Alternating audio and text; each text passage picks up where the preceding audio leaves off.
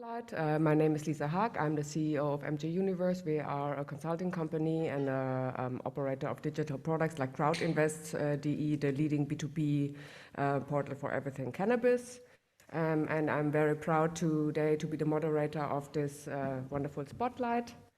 So we have three wonderful speakers here today. On the one hand, we have Franziska Katterbach, President of Europe Khiron Life Sciences. Then we have Marianne Nielsen, Vice President Business Development Europe and Medical Director Aurora Cannabis, and Keith Strachan, I'm the CEO of MediPharm Labs.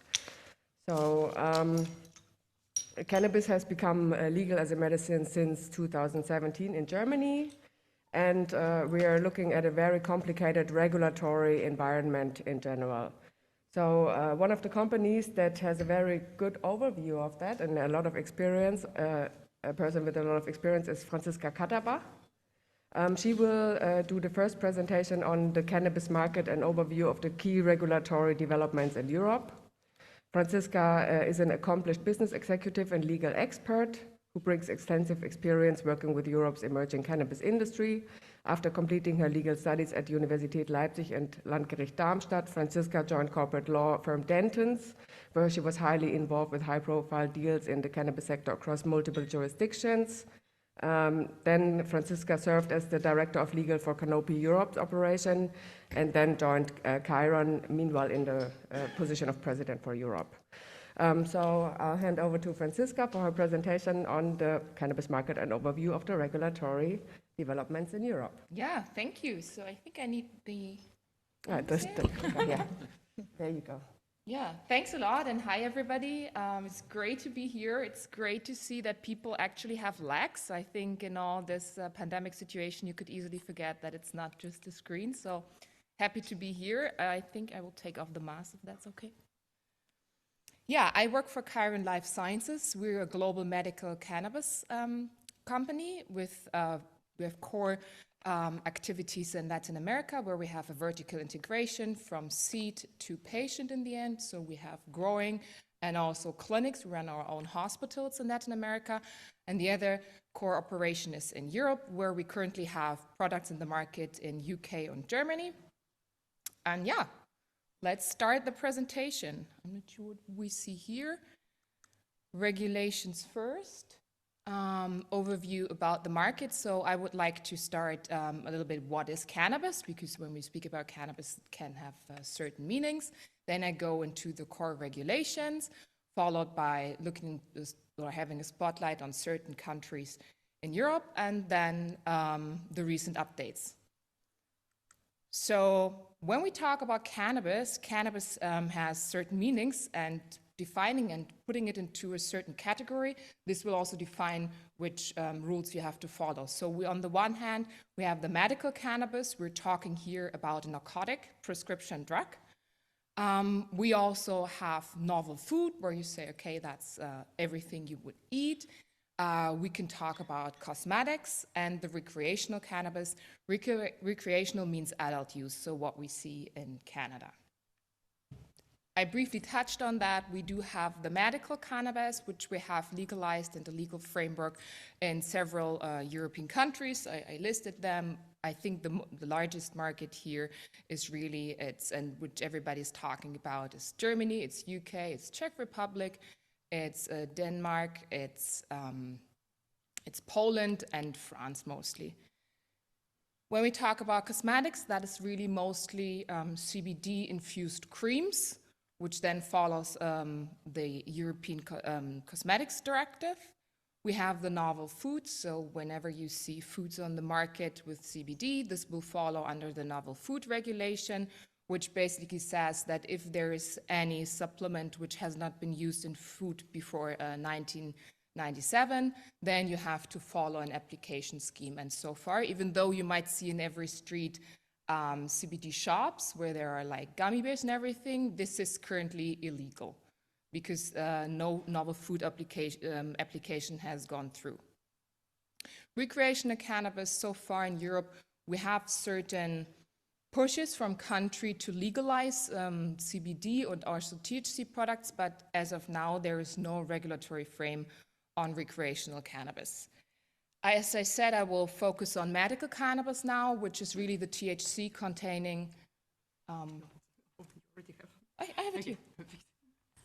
Containing products which don't have a marketing authorization yet, which means they're mostly treated as so-called magisterial preparations. To just show you how different cannabis is legalized in Europe, I made this chart. I won't go through this all now, but later touch on specific points where you can really see what areas you can regulate. It's on one hand very easy. It's the agriculture aspect where you say, okay, cultivation, if that's legalized in a country, then who actually can prescribe cannabis? We do have a range from every doctor can to only specialist doctors can prescribe. Then is it indication open, means it can be used for everything if the doctor justifies it, or is it really limited by the regulator to certain indications? Does the insurance pay? That's the most interesting part for the patients. And then the population. So we have the rule of thumb, which we learned from Canada, that 1% of the population can become a cannabis patient. And if there is, in the end, a data collection, so if the governments are running trials in parallel, as I said, there is no, or we have GW, they have 2 marketing authorizations for products, but all the rest don't. So they haven't gone through all these clinical trial phases because for the last decades, cannabis has been strictly prohibited. Then now, going into specific countries, I would start, as we're in Berlin, I would start with Germany. Germany started the legalization in 2017, and currently we already have between 60 to 128,000 patients, active patients in Germany. It can be, cannabis can be prescribed in any dosage format, so it can be dried flower, it can be an oral extract, or it can be the isolate, which means THC or CBD only. The medical cannabis law is very, very advanced in Germany, meaning every doctor can prescribe it. So mostly it is the general practitioners. You can prescribe it for every indication and it's reimbursed. And the reimbursement follows specific rules, but what we do see over the years since legalization in Germany, that the reimbursement rates go up, and with that, obviously, the patient numbers. Moving over to the UK, UK is still a nascent market. In UK, only medical specialist prescriber can prescribe cannabis, which is limiting the number as of now, but we also see here some development to also have general practitioners being able to prescribe cannabis. The numbers are still a bit low, which has mostly something to do with doctors being a little bit reluctant because of lack of education. And this is why there is the project 2021 active in the UK, and they try to open the access for eligible patients on a subsidized basis, and Khiron has been a founding member of this initiative in 2019. Poland is the 4th largest medical cannabis market. So far, there's only a limited number of scripts. It can only be dried flower product, and this is what, as I mentioned earlier, the problem of the Polish market, there is no reimbursement scheme, which means that patients have to pay out of pocket. And a remark from my side, as we know, there's always a black market for cannabis, and if you're a patient and you don't get reimbursement, you quickly have the question that a patient says, okay, I've been doing this on the black market. Why would I go to a doctor, pay him out of pocket, and then pay the product out of pocket if I can go straight? So this is what's happening in Poland. Czech Republic, we've seen with the new reimbursement scheme that there is now, the numbers are increasing, which is very important. It's still not a large market, but if you compare that Czech Republic has 11 million, the population is 11 million, and you still have like more or less the same number of patients as Czech Republic, you see that the reimbursement scheme is really a driver of patient numbers. In France, there was just by the government released a trial over 2 years where 3,000 patients will get access to cannabis for free, and after this after the 2-year period, it will be reassessed. So we do see that the market is opening here as well. It has been delayed. COVID was definitely not helping, but now it's in place. In Spain, even though you have cultivation in Spain, there is still not yet a medical cannabis law in place. So it's a little bit an odd situation that you have a country where the product is grown under EU GMP and GCP requirements, but the product is not accessible within the country. And this is then mostly done in the social club, which I will briefly touch later on. Netherlands, I think we all know the coffee shop scheme in the Netherlands. It's a producer of cannabis and also has a medical framework.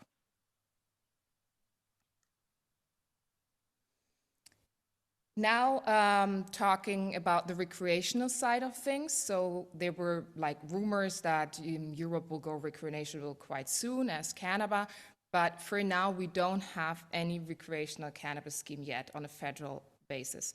When we look into the Netherlands, we have this coffee shop scheme, but this is also very limited, and it's still not legal within the meaning. It's tolerated, but this doesn't mean it's legal. We have Spain, where we have the social clubs. It's based on a court decision that you can self-medicate and you can do this within the framework, but also here it's tolerated, but it's not legal on a federal basis. Luxembourg made a big shot a few years ago when they said they want to introduce a recreational scheme, but as of yet, there has been just the decision to maybe do that or to do it, but they didn't say the name, the year when they plan on doing that. Moving over to the most recent update, what just happened in November 2020, that on the European level, it has been ruled that CBD, which is one component you can find in the cannabis plant, is not a narcotic. And that has been a very important decision because there has been some back and forth between the regulator to really say, okay, is it a narcotic, the CBD itself? Is it not? Because CBD is not psychoactive, unlike THC. And this has been a great clarity on part on the European side. Which also was very interesting is that the UN Convention decided to reschedule cannabis and extracts, and they rescheduled it, like deleting it from Schedule 4, where drugs like heroin are listed and where there is no medical use. And now it's in a schedule where you can at least open the window to say there can be a medical use and a benefit for a patient, it just has to be assessed. What happened during COVID? I think obviously COVID didn't help any sector really, and the same is true for the cannabis sector because we have all these EU GMP requirements for the plant and all the certifications and licensing processes were delayed by it. But still, and that's good to know that that it's estimated that during this COVID crisis in 2020, 60,000 patients got access to cannabis, and this is a very 60 additional. So that means that telehealth effectively is working. The markets are primarily served in Germany and the rest of Europe via imports from Canada and the Netherlands. But as we know, the German cultivation is now also starting, and we also see more European growers coming online, like Portugal and Spain mostly. And yes, I think what's important to say and what I hear very often in connection with medical cannabis, that there are gray areas. And I think we do have frameworks, we do have legal frameworks, and there are, in the end, no gray areas. It's just a lack of enforcement here and there, and it's a moving target, which is great, but still in the end, there are no gray areas. And yeah, with that, I would like to stop and hand over to the other speakers. Thank you, Franziska, wonderful.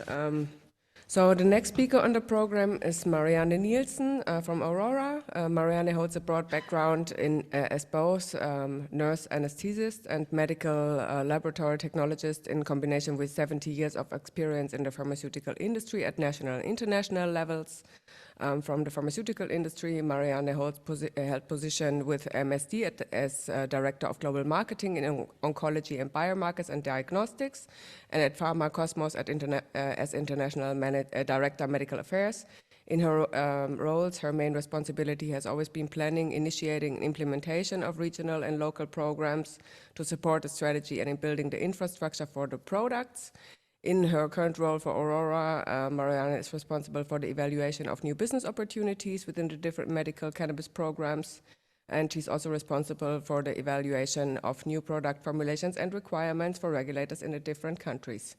As we just heard from Franziska, there's like a range of cannabinoids, and those all, and also other ingredients of the cannabis plant as flavonoids, those become more and more relevant and researched. So Marianne will give us an overview on medical cannabis in Europe, a young life science industry. Thank you. Can I get the pointer? No. Thank you very much to the organizers and to the audience for time for giving this presentation. As said, I will give a little overview of the essential strategic partnerships in the establishment of this new life science industry. This is my disclosures. Aurora Cannabis, we have like a mission, and that is that we wanted to make it possible for institutions, hospitals, pharmacists, doctors, and patients to access reliable medical cannabis products in Europe. And I think that vision is not only Aurora's, but it's the whole industry that is coming in place here that want to help these patients to get out of this stigma to buy illegal cannabis. And as Franziska just said in her presentation, there is a legal framework in place, but how do we achieve that goal? We don't do it alone, we do it together with bridging into life science, and we need help here to really put it into the clinical area. And here I would say there have been a lot of quotes in the past, and here I will quote some of the big pharmaceutical companies that have in many places looked into herbal medicine as like inspiration for a new drug development. But it has always been in a way that they found it really difficult to implement herbal medicine into a real product, because there are some specific challenges related to herbal medicine compared to other type of medicines that are produced like synthetic or with some fixed ingredients. So a little bit, this talk is also about how that traditional pharma and medical cannabis is not contradictions, but are a few steps that we need to take into account when we bring it into life science. And here, this collaboration can be very useful. With related to cannabinoids in medical therapies, there already exists some evidence that it has a therapeutic effect. We already know from the literature and from the practice that it has some effect on neuropathic pain, in central nervous system pain, and like in multiple sclerosis. It also has an effect in some cancer-related pains. It has an appetite stimulation activity that can be beneficial for cancer patients and also patients suffering from HIV or other diseases where nutrition becomes an issue. And then also in chemotherapy-induced nausea and vomiting, it seems that it has some therapeutic effect. On top of these more studied areas, there are a lot of emerging areas where it also has some effect, or it seems to have a positive outcome. And here I want to mention like epilepsy, certain type of epilepsy in children, also for depression and sleep disorders, and for post-traumatic stress syndrome. But these are studied in some of the cannabinoids, some of the active ingredients. But the problem here is that we have a full plant material that have a lot of other ingredients, so it's more difficult to study.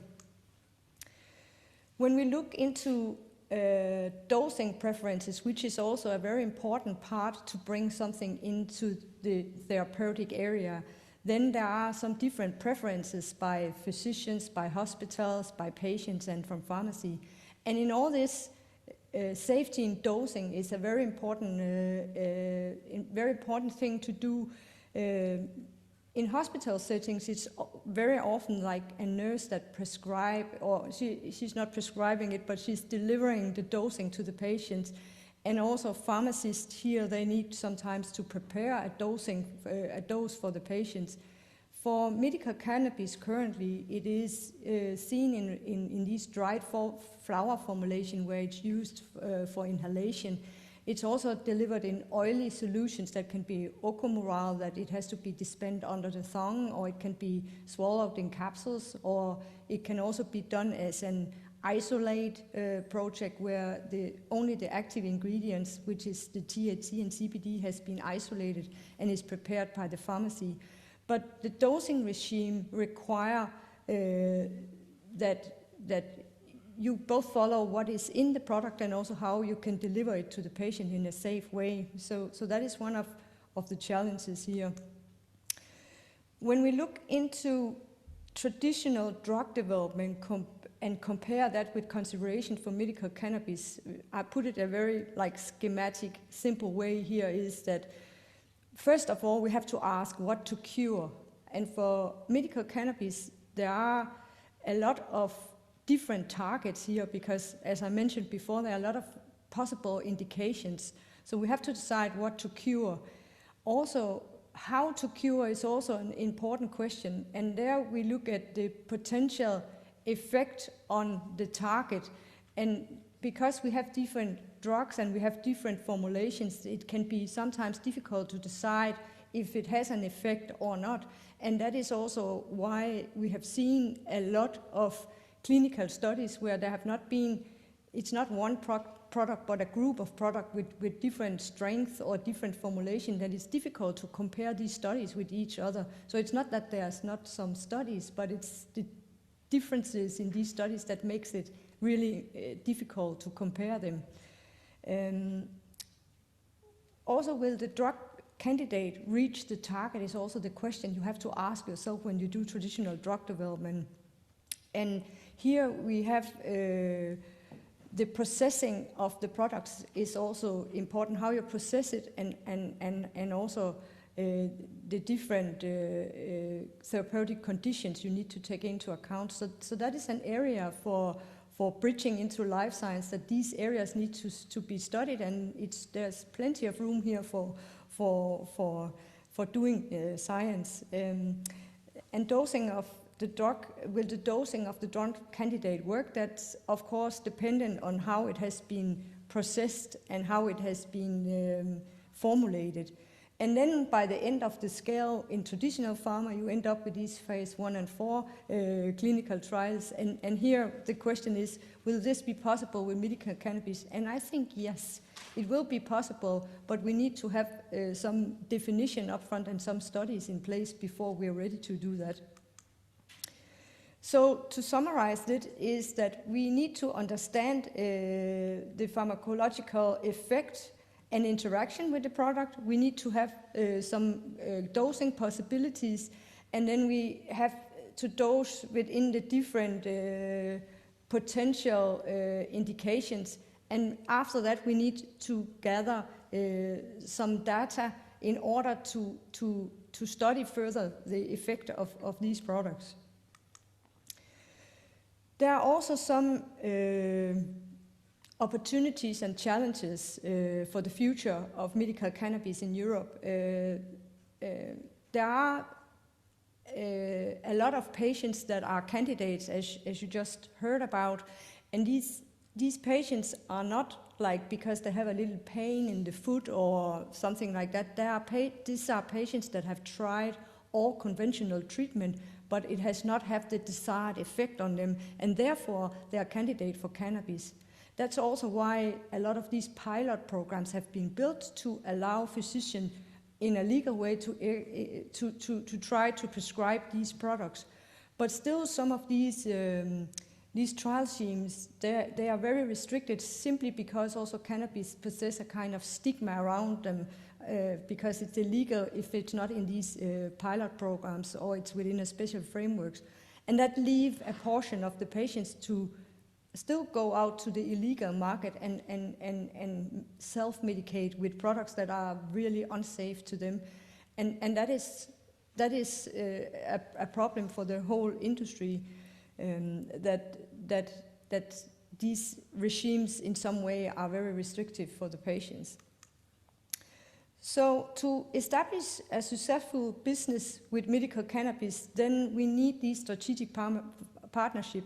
We need to deliver stable products and we need to have standards what these products look like, and that's why the companies as Aurora and many other companies here, we are very strict to these GMP criteria and all the regulatory framework as we already heard about. And then when we have that in place, we can bridge with life science to study further these area, and we can get some data out of it where we can look into the effect and also side effect of these products and help the patients. So if we look at what we work on in Aurora, and I think that is also true for many of the other companies within this area, is that we study a lot.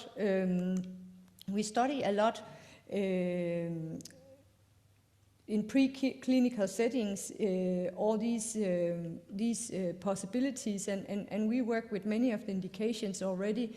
But there are also the whole side of the setup of the production, where we look into how to do the extraction methods, how to find the right dosing, how to secure stable products that can go into this, so we have as little variation in the products as possible. We don't want to have a situation where you have to go to the pharmacy and ask, like if you had a headache pill, is it stronger today than it was yesterday? That's a no-go for this industry. We have products that have the sufficient quality every time, even if they are produced by a living plant material. Then I want to talk about these established academic partnerships as examples of how we interact already in the life science area. And for Aurora, we did last year a cannabis research class with the Humboldt University here in Berlin. It was the first, I will call interdisciplinary academic class where 15 Aurora fellows studied in various settings cannabis for 1 year.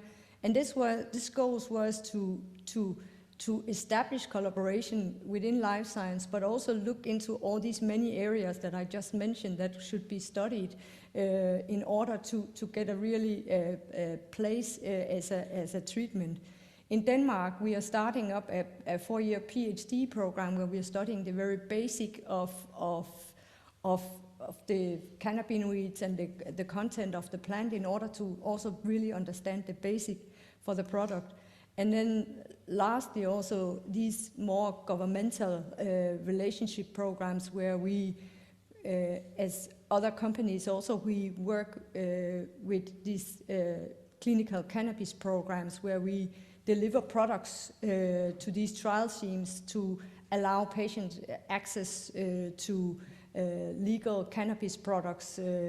And also these programs also encompass a lot of data generation, and that would inform us in the future what worked well, what worked less well, what is the side effect profile and other stuff, in order simply to get some more tailored products towards the specific diseases that we are looking into.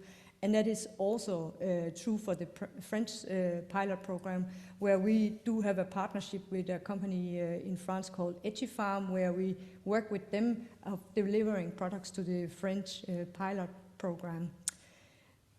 With that, I will end my talk, and if you do not remember anything about what I said, then it is like I don't see that it's a contradiction to have medical cannabis as a part of the life science industry in the future.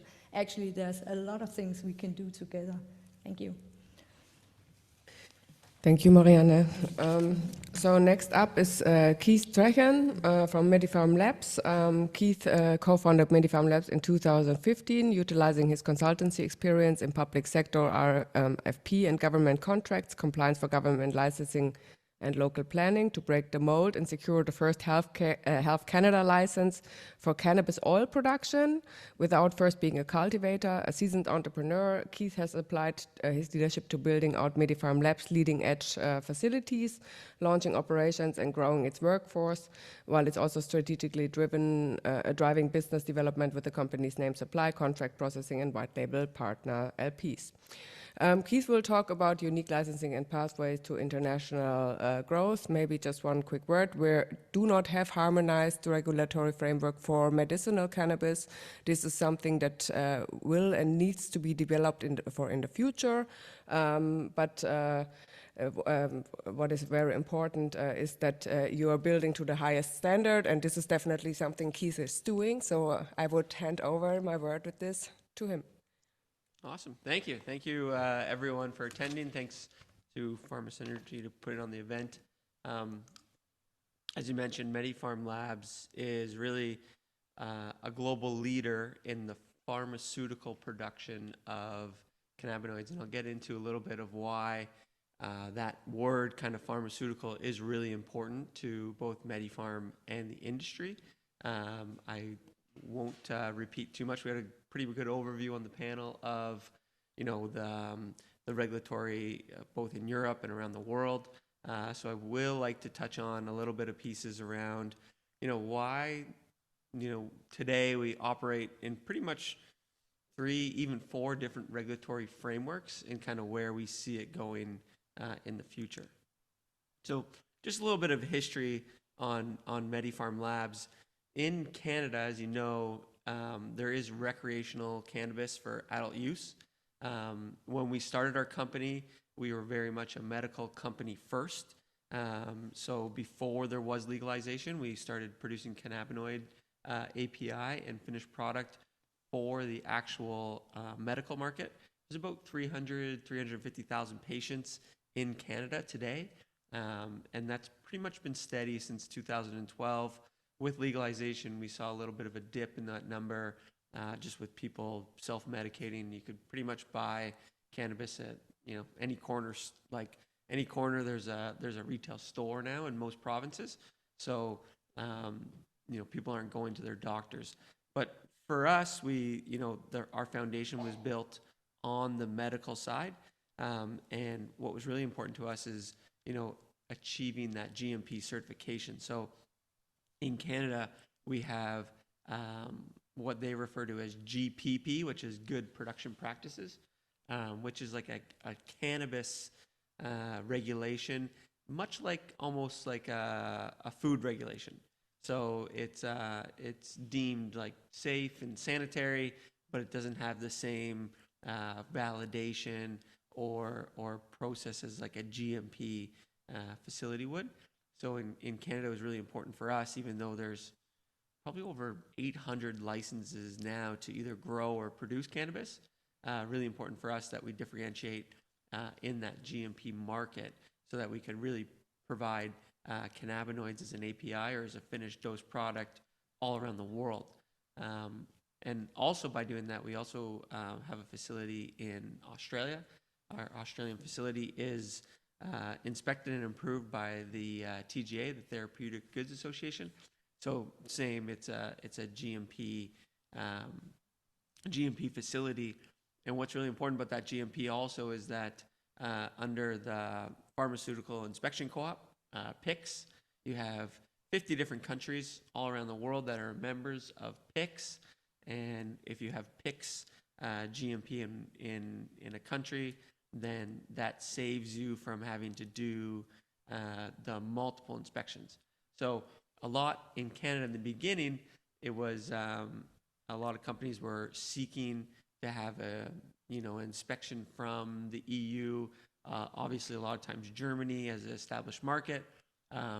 So you would have like an EU inspector come to your facility in Canada or Australia and give you an EU certification. But under mutual recognition agreements, you can avoid that by having a domestic GMP certification. And the whole GMP is really important for partnering and working with pharmaceutical companies. So we've seen some, involvement of pharmaceutical companies in the cannabis space. They've been, slow to enter the space, obviously for reasons that are, a lot of these companies in pharmaceuticals obviously based out of the U.S. In the U.S., we have cannabis legalization really is a gray market. It's different from state to state. It's not regulated by the FDA yet. So a lot of pharmaceutical companies are hesitant to enter the space for those reasons. But we have seen some really notable partnerships and deals. Probably the biggest one, obviously, is the acquisition of GW Pharma by Jazz Pharmaceuticals. So GW Pharma is the only company today that has marketing authorization for a product in the U.S. So they have Epidiolex, which is primarily indication for epilepsy in children, but they also have a product called Sativex, which is like a balanced. Epidiolex is a CBD predominant product, and then with Sativex you have your 1-to-1 THC CBD. So GW Pharma's acquisition by Jazz Pharmaceuticals really shows us as an industry that the pharmaceutical world is interested in entering that. Obviously, another big one for ourselves was Stada. So as you know, Stada is one of the largest generic companies in Europe. They operate in over 100 different countries. It's a 150-year-old company, and for them to start selling medical cannabis under this special access regime is a big indicator of pharmaceutical companies recognizing that that this is a market. The Stada MediPharm contract is unique in the sense that it is a supply deal. So for GW Pharma as an acquisition, for the other deals that you'll see here, it's more of like a joint venture where they're working together. And for Stada and MediPharm, it is very traditional in the sense that they are buying, whether it's API, cannabis flowers, or cannabis extract, they're buying that and then reselling it. So it is a very much a supply deal. If you look at the ones like Perrigo and Casmera, where Perrigo has invested in that company in Colorado and is working with them to make their facility GMP, it's kind of like they're starting with them and helping them grow that. Same with the Novartis Tilray. We saw that deal in 2018. There hasn't actually been much mobilization under that deal, but very encouraging to see Novartis as an international company looking at the cannabis space.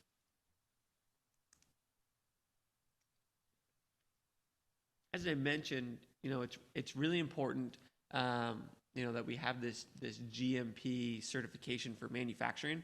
So as we've heard on the panel, cannabis is treated differently country to country, and in a place like Canada, it's approved for adult use, whether that's recreational or wellness. In places like the UK, you have the kind of the novel food, but for really like a pharmaceutical company who's looking at cannabinoids as an API, you really do need to have like a more traditional pharmaceutical manufacturing. And for us, that's really important for the industry that we have this drug establishment license. So in Canada, GMP is under this drug establishment license. Of the 700 cannabis licenses to produce, whether that's growing flower or creating extract in Canada, there's actually only 2, maybe 3 companies that actually have a GMP drug establishment license from Health Canada. So because it is this recreational policy, recreational legislation, they actually don't look at us as producers from a GMP lens, which becomes very difficult when you're trying to navigate the international community, because when you go and talk to a country, let's say Brazil, and in Brazil it's governed by Anvisa, which is like their FDA, and they say, you know, why didn't your own country even give you GMP? And it becomes a little bit frustrating in that point because we operate under two different legislations. So really important that we have this GMP.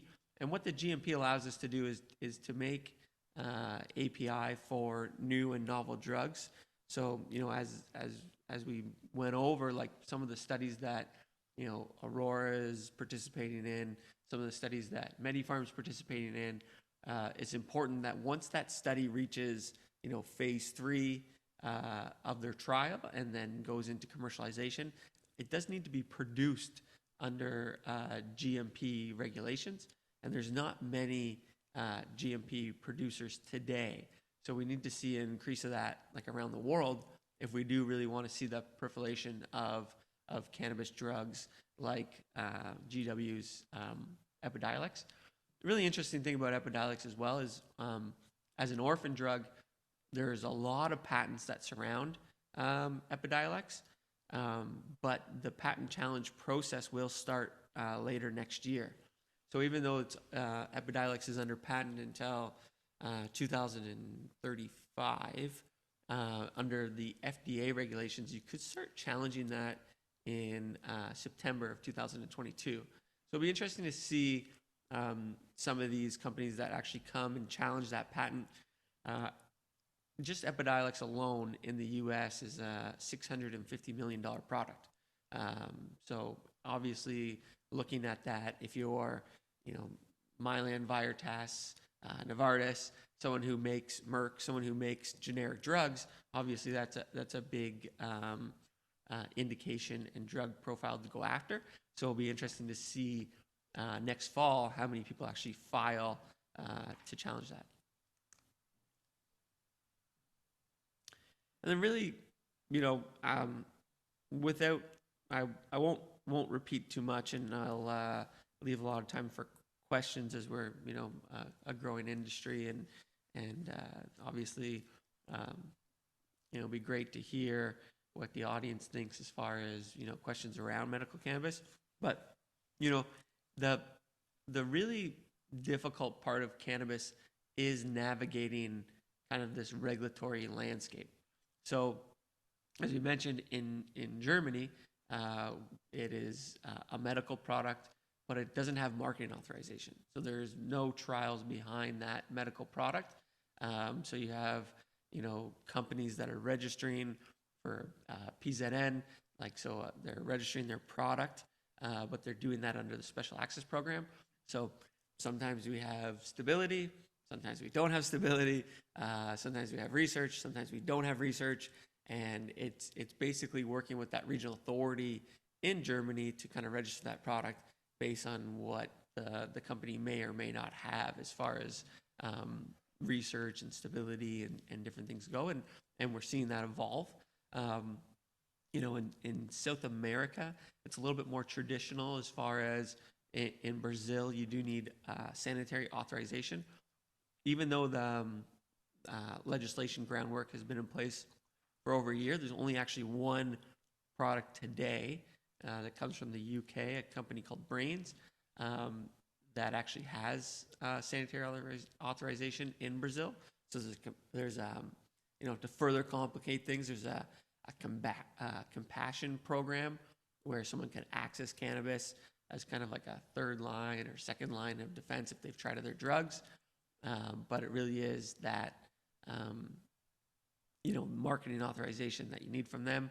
Obviously, the U.S. is a little bit of a black hole when it comes to cannabis. So the FDA doesn't really want to touch it yet. We're seeing, you know, battles within legislation of whether the FDA will take it on or not take it on. I think as of today, you know, it's state by state run. There's thousands of cannabis operators within the U.S. That have, none of them have ever had an FDA inspection. So it'll be really interesting when the FDA does take it on, as they start going in those facilities, how they regulate them. You know, I've personally been in facilities in the U.S. Some of them are, you know, very much a GMP facility. You walk in, it's like you're walking into GSK or Sanofi manufacturing, but a lot of them are the exact opposite. So, you know, I've walked into facilities where they're formulating oil in a room that's carpeted. And so obviously, you know, like it's pretty scary when you think of it from that point of view, as far as, you know, the FDA has never been there. The state's looking at from like maybe a safety regulation, you know, basically making sure the place doesn't blow up. But no one's looking at it from, you know, a product safety point of view.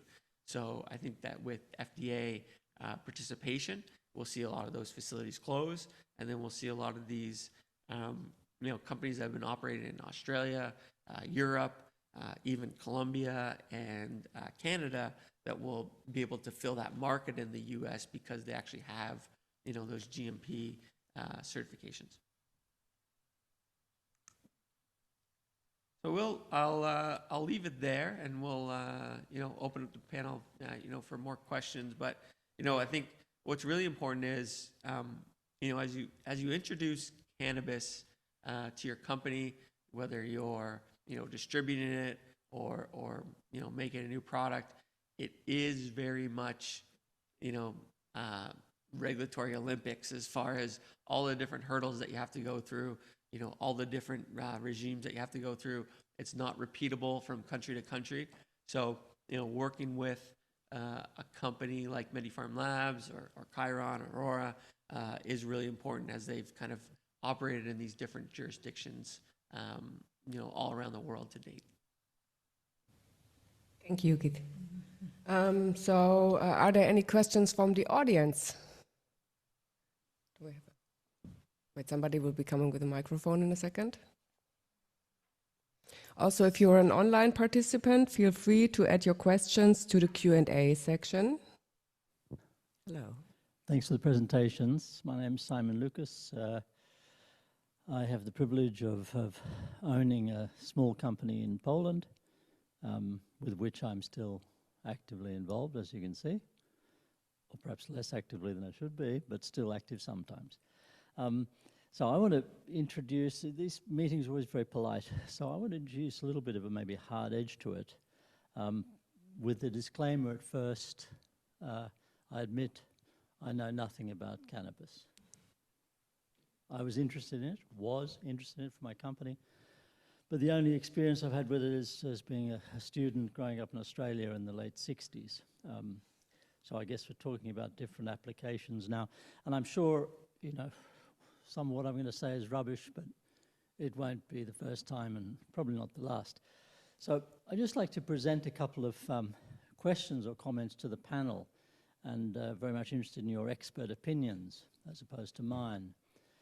You probably recall, I'm sure you do, the retail cannabis market when it went legal. There's a big article, I think, in New York Times a year or so ago, maybe 1.5 years ago, about what a failure it has been and how many investors have lost a huge amount of money. And of course, I don't want to see any of our lovely panel in the same situation. So that's the sort of the little bit of the background to my question. Is there any danger that medical cannabis will go in the same way? So just specifically a couple of points. Is medical cannabis a solution looking for a problem? Secondly, if it was a completely new and unique product without any colourful history, would anybody be interested? That's the second question. Third question, why are sales so small? I know perhaps in Germany you sell something, but Franziska, I think you mentioned Poland, where I'm from.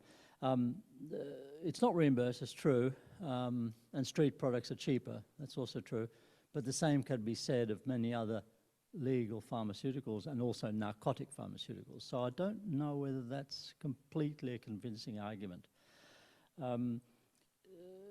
Because they're not unique problems to cannabis. I think, Keith, you mentioned Epidiolex, yeah, and Sativex. So in Poland, Epidiolex, was launched in 2013. First year sales around 180,000 euros. Last year less than 100,000, so it's dropped 50% over those years. Sativex was launched only last year, so give it a chance. But sales, MAT sales, around 130,000 euros. And the most concerning thing, I think, maybe for me, because we were in contact with your company actually about this, Keith, not with you personally, but with somebody else. The most disturbing thing for me is that, at least in Poland, many special things about Poland, and let's not talk about the politics, but at least in Poland, we talked to doctors about it. We said, okay, nothing's selling, why is that?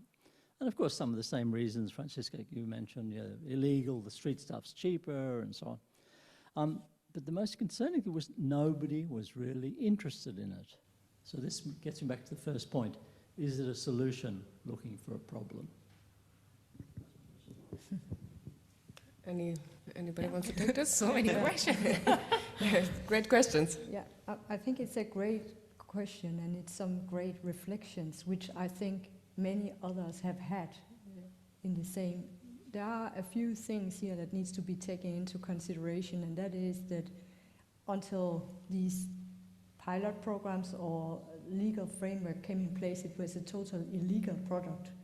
But also it has been a product that has been used in herbal medicine for centuries, and therefore it's like a push from the patient. Traditional pharma is that you pursue something and then you come up with a solution, a new solution for a current treatment, and traditionally you do these studies where you do head-to-head studies and then you prove that one thing is better than the others. That has not been possible to do with cannabis because it has been illegal, and now it has this dark side where people buy it from the illegal market. Another thing is that physicians, they have absolutely no training in how to handle medical cannabis product and prescribe them. There are no training in any of the education for physicians or pharmacists. They even do not know the endocannabinoid system for many reasons. That has not been a part of the school. So again, we could also ask, why is the sales so low? Because if I was a physician and have no training, I would not give it to my patients because I would not prescribe something I do not know how to handle. So there is this hen or the egg thing that we need to give some products that are really of quality and studied in a way so they can safely be prescribed, and then there is a teaching thing to do. And with regard to the Epidiolex and Sativex, that means these indications are still very, very narrow indications for only a few children. That means that I would not expect the sales to be huge. I also know that some of these patients, it's not the perfect fit in any cases because it's so little studied that you don't know how to do it correctly, and therefore it might not work in many cases. So in my opinion, we stand on the foot of the hill, and what I said in the lectures that I gave was that we need good collaboration to understand it better and then collect these data and do it correctly. So I know it was a long answer to a long question, so thank you. Maybe I would take the point in, is it a solution, but what's the problem, or is there a problem? And I think if you look historically into like the markets, for example, Germany, why did the legal framework come? It came because the highest court has been sued by a patient wanting to have access. And then there has been this decision from the administrative court in Leipzig when they said, yeah, in the end, it's helping, it's a drug, and then it has to be accessible. And this is where the whole legal framework came from in 2017. And the same is true for the UK. It was the mother of this little boy going to court and becoming very vocal. So I think it's obvious that there is a problem where we need a solution for, and exactly as mentioned before, cannabis is really nothing new. It's completely old, right? The legal framework is now new, but the medicine and the use has been documented really for ages. And I think that's very important to realize here. And specifically for Poland, I've been to conferences there which were like crowded in the pre-corona world, crowded of physicians wanting to have knowledge. So my observation is, in any jurisdictions we're in, we could say doctors are begging for education, for CME programs where they say, please educate us, please help us. We know it's been asked, but we need security. And I mean, physicians are scientists. And to your point, you can only answer this with science and help them to navigate through that, because once also true, it's still a personalized medicine. So it's not that you say, okay, this woman is 40, that's the weight, X, Y, Z, and then this is the dosage. It's really a route. It's a journey between a patient and the physician. And I think the legal framework has to guide it. I would agree with, some of those points as far as, sales might not be big in the EU today. Obviously, we see them are very large, like in the US for, such a small indication to have, $600 million in sales.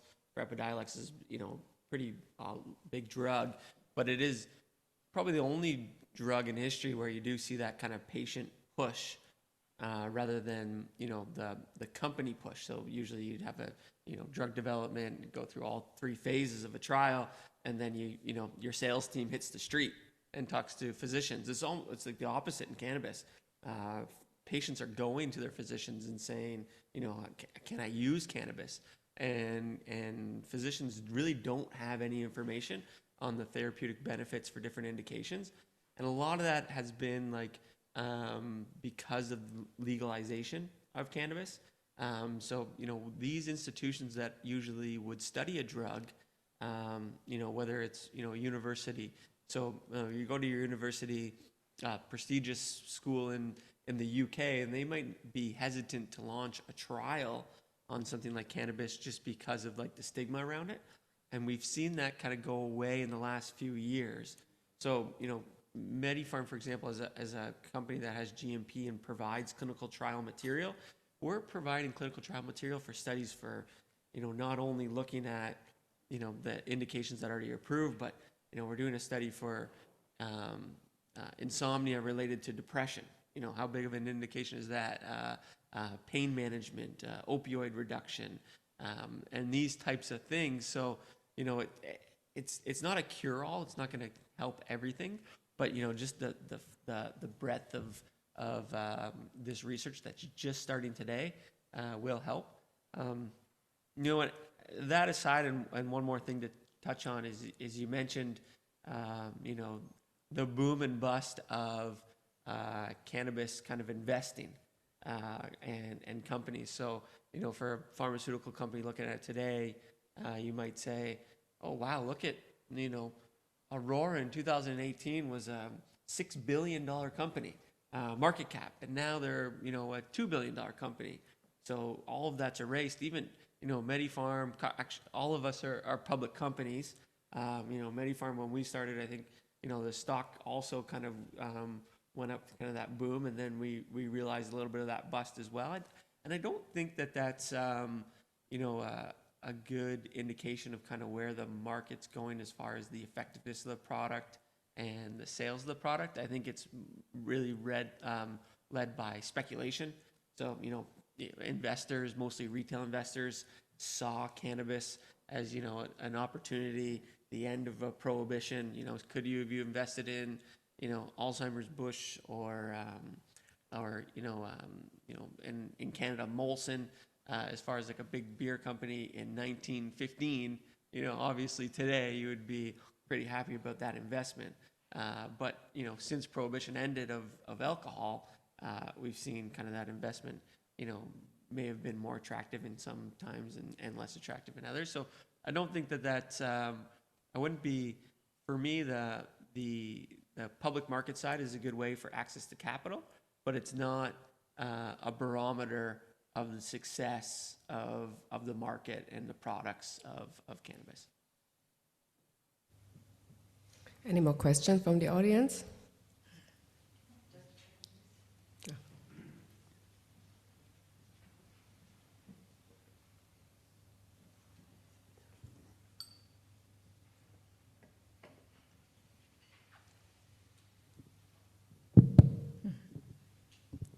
Hi, Massimo Rodelli from Italy.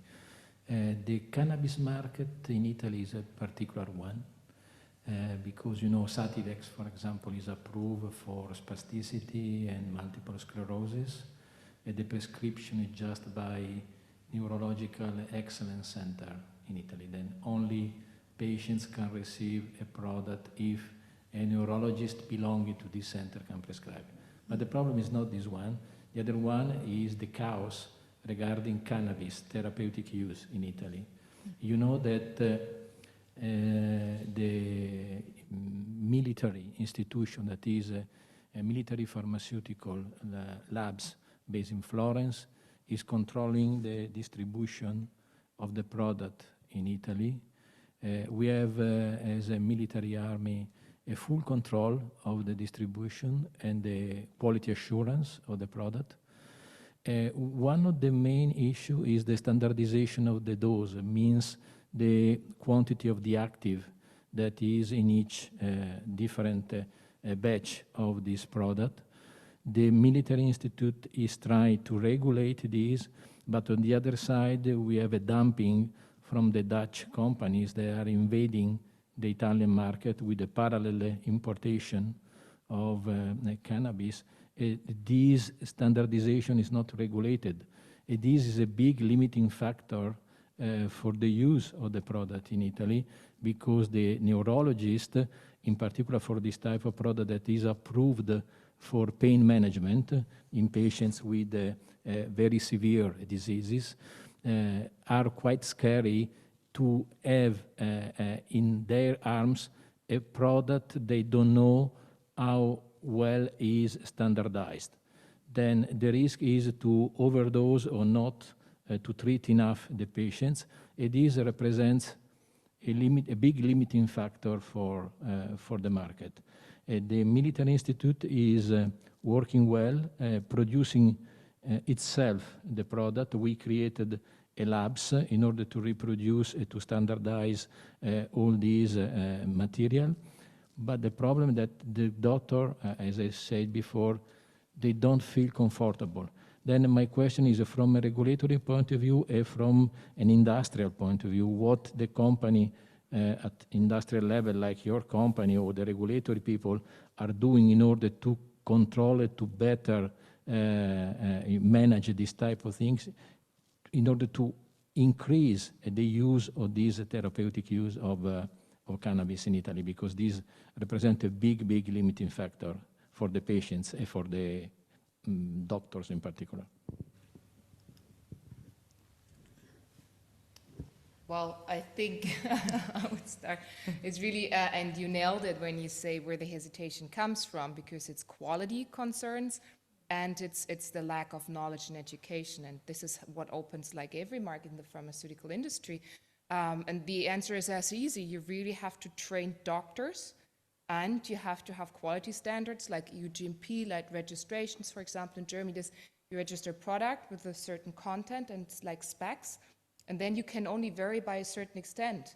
And if you're not within this ratio, then you fall out of spec and this product shouldn't come and it has to be released. So these are the two things you have to do, like high quality, which in every pharmaceutical industry it has to be. It has to have the quality. And then it's really go to doctors, build schemes, like partner with universities and build the confidence.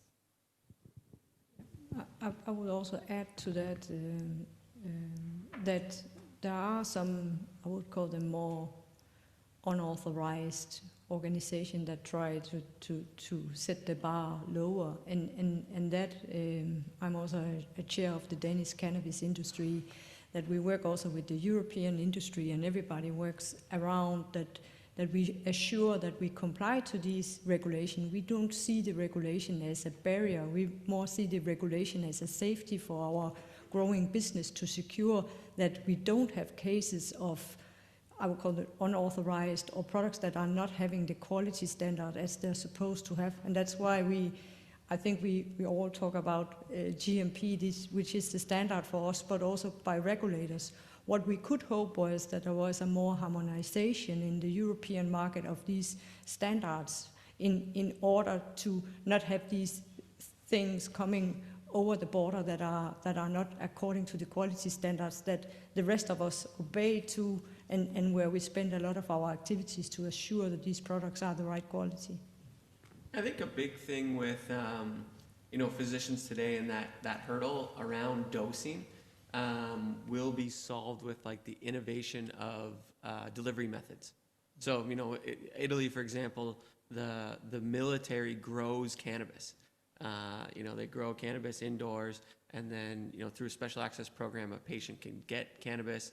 And then you imagine being a physician, and it's like, do I smoke a half a joint or a full joint? Like it's not a way you would prescribe a product. But today we see through the development of like concentrates, if there's like a soft gel capsule, a topical where you can treat the pain directly transdermally. And then, even looking at like today, you don't see even like a cannabis nebulizer, like a puffer. Yeah. You're smoking cannabis and you're getting that, you're treating that indication by therapeutic to the lungs. Why does no one produce a puffer? It's because no one has developed it yet. It's such a young industry, and it's been driven by kind of like a black market or, a quasi special access market where patients just want to access the flower, but how do we replicate that flower through something like, a puffer? So a physician feels comfortable and is able to say, okay, you are a male, 80 kilograms, you should take, 2 puffs of this puffer, rather than trying to figure out, do you smoke 2 joints or 3 joints, and is it 15% THC or 20% THC in that flower, and the consistency of it. So I think innovation of delivery methods will really solve that in the future. How's it going? Sorry if I interrupt that. That's very interesting. How's it going? The development of clinical forms. Just a second, because we also have online listeners, and they're all in, and if they Keith just mentioned, you mentioned something very interesting. So my question is just, how's that going in terms of development of clinical forms? I think it's going well, and as we mentioned, it's been kind of a push from patients who are saying, we've tried everything else, and cannabis is now the answer. And courts and governments have said, okay, we need to give patients some sort of access. So companies are just catching up now, and because they haven't been able to do trials, like every day we provide clinical trial, even just for like the pharmacokinetics, like a PK trial, like the safety of something is just starting today. And to get approval, I'll use Canada as an example, because that's where I operate. To get a letter of no objection to do a safety trial from the government of Canada, it could take like 4 months. For a pharmaceutical company, that's not a long time, but for an industry that's kind of chasing itself, it seems like forever. But I think, some of those developments as far as like vaping, like distillate, or like a soft gel capsule, or topical, you look at a company like Khiron, developing like topicals and cosmetics using CBD. I think that's, we're just scratching the surface. So I think it's going well, but I would caution people to be patient, thinking about kind of how long it actually does take to study and approve a drug. Any batch drug delivery development on cannabis? Yeah. As second, far we as need- like, Could you repeat the question? You need to question any it. development on a batch. Yeah, there is some today. There's if you go in PubMed or clinicaltrials.gov and type in cannabis, you'll see 4,000 different studies that are going on today, and some very notable institutions like Mount Sinai out of New York. So I think 2-3 years from now, we'll kind of see like a wave of some of these approvals and research on these indications. Okay, wonderful. Any more questions? No, I think we're fine. So I wrap up the session. So thank you to all the speakers. Maybe we can have a round of applause for them.